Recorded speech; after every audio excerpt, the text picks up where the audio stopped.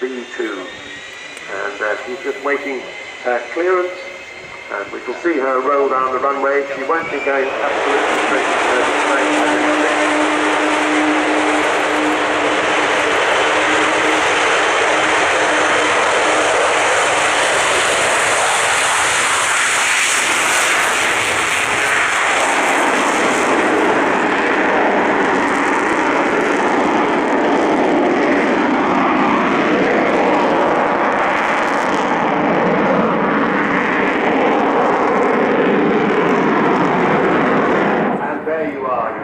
grandchildren, you heard the famous Vulcan howl. I'm not supposed to governor.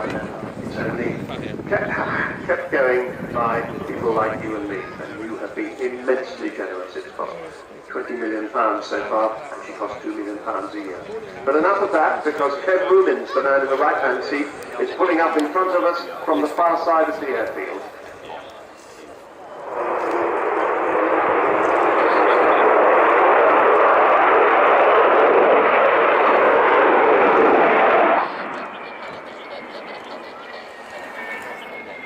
Just a short burst on the Olympus engines there as he pulls up for that steep winger, what eventually became the Vulcan to the Sky Trust. They said, we're going to fly her again. Everybody else said, can't be done.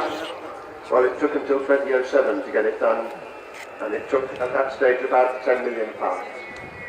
But they did it, and here she is, still flying today for much longer than anybody ever thought, even when she did her first flight in 2007 and her first display season in 2008.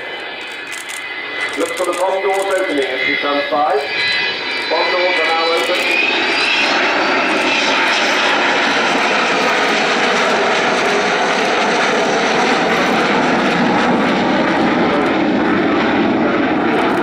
Look them on the full standing runway, 2 of them. Start passing first, and she comes around the second time. Could be your name.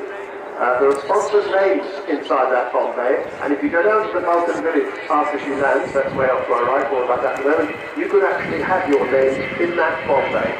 You've got very good monopolies about putting your name down.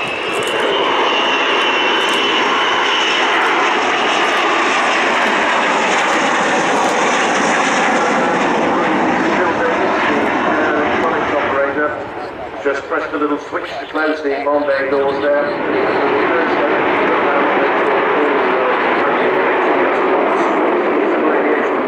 Another companies, AD Holdings, BAE Systems, Beagle Technology, Cranfield Aerospace, Goodrich, Kearsley Airways, Meggitt, Messier Adachi, Rolls-Royce, Serco, and here today I know EADS, and also Marshall Aerospace. They're the engineering authority.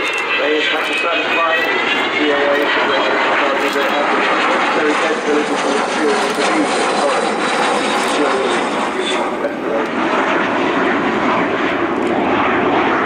Marshall Aerospace has been there for Vulcan doing this essential work since 1999. She has the Lincoln coat of arms on the fin, on the tail fin, because of course Lincolnshire RIAT bomber rally. Has the Panther's head of number 1 Group Bomber Command on the nose, representing all the Vulcan squadrons in the 70s. 9, 12, 27, 35, 44, 50, 83, 101, and of course 617, who we're celebrating particularly this year. She also has the spirit of Great Britain painted on her nose, because that encapsulates all that she stands for. The great British Bulldog, never say die spirit.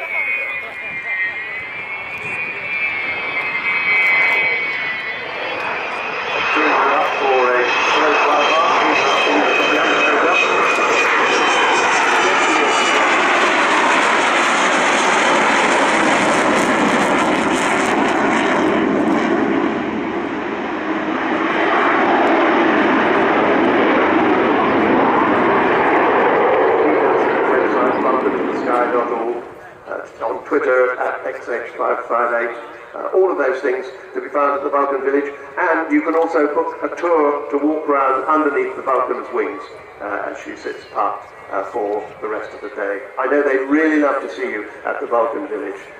It's very important to us. Now, on a shorter runway, they would have to use a braking parachute. That's the enormous thing. Every time they use it. So they don't use it, they don't have to. But I noticed that Kev Rubins is keeping the nose of the beast well up in the sky, so that presenting that large delta wing to the oncoming airflow, and thus slowing the aircraft down very efficiently. And you can see those big air brakes sticking out top and bottom of the wing there. Got 16 of our 18 wheels on the ground, rolling on the runway, and we'll see how long we can manage to keep that nose high. Nose wheel just coming. Still keeping it off, he's still keeping it off, and 18 wheels down. Vulcan has landed.